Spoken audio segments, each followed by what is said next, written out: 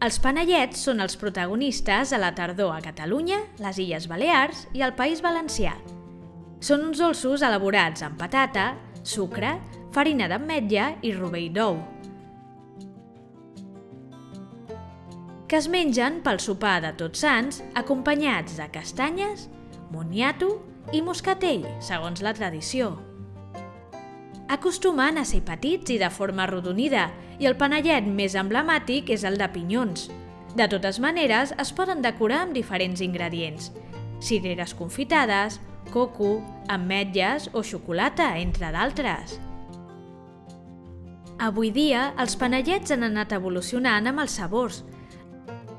La nova pastisseria ha introduït altres perfums a la base de massapà, com la rosa, el xarop de grosella, vainilla, cafè, xocolata, etc.